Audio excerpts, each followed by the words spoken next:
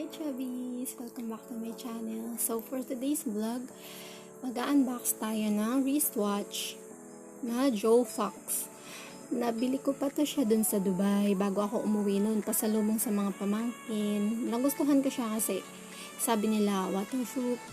May mga brand naman siyang, may mga units naman na hindi siya waterproof. Pero syempre mga bata, madalas silang magbasa. So yun,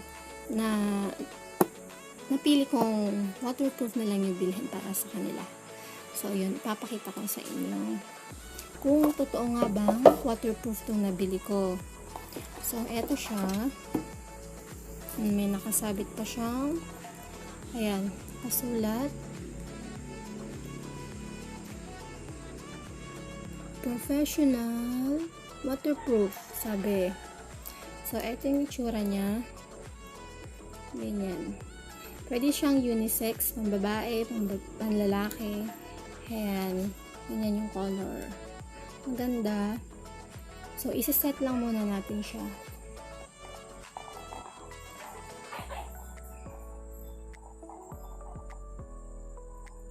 Para mamaya, ita-timer natin.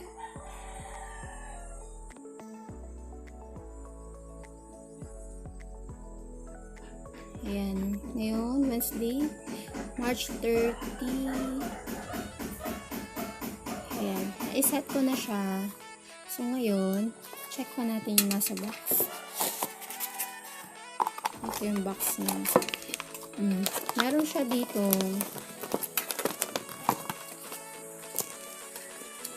instructions. Ayan. Siyang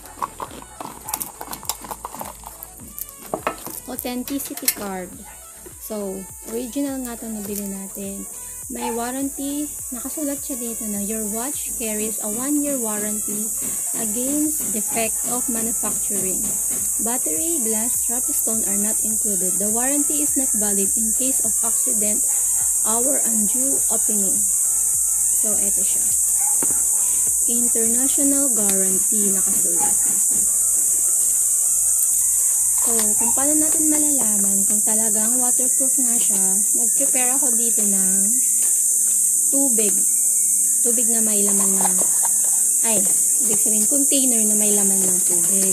So, gagawin natin, ibababad natin tong wristwatch dito sa tubig para ma-check natin kung talagang waterproof nga siya. At least 5 minutes para matry lang natin. Tanggalin ko lang muna ito.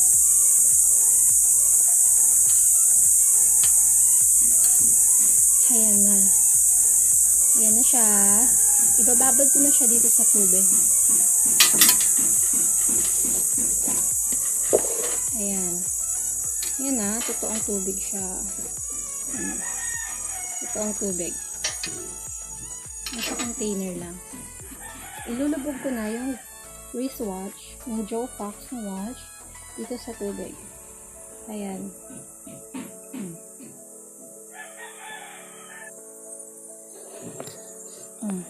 Ayun, nakalubog na sa tubig, diba? Hintay lang tayo ng at least 5 minutes bago natin balikan.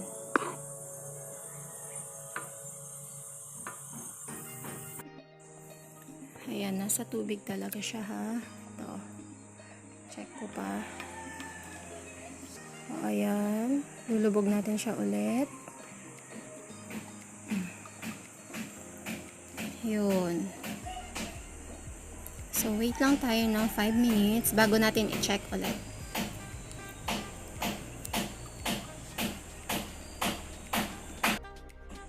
Ayan, kung i-check natin sa time, habang nakabubble siya sa tubig, 2:40 p.m. So, mamaya, babalikan natin siya ng mga 2:45. So, ayan. Ng oras, 2:45 na, i-check na natin yung relo. Kung wala nga talagang pumasok na tubig kasi waterproof nga. Ito na, kukunin na natin yung watch. Kinukuha ko na. Oh, ayan na. Check natin yung time. Actually, lumampas na siya eh. 2:47 na ngayon. Ayan, 2:47 na. So, yan. Kitang-kita. Wala nga pumasok na tubig. Ang galing. So, authentic to nabili ko. Authentic na waterproof talaga siya. Nakasulat dito na 50 meters resist. So, ibig sabihin, hanggang 50 meters na lalim yung kaya nitong relo na to. So, kung nag-swimming kayo, kunwari sa dagat, sa ilog, na 50 meters yung lalim, hindi pa rin mapapasokan ng tubig. Ayan o, yung proof. So, yan. Ito lang. Tapos na yung so, yun. Highly recommended ko tong Joefox watch nito. Kasi, ito, proven naman, diba? Waterproof talaga siya. Magandang panregalo sa mga bata. Kasi yung mga bata talagang pag naligo, gusto nila suot-suot pa rin yung relo. And so, thank you!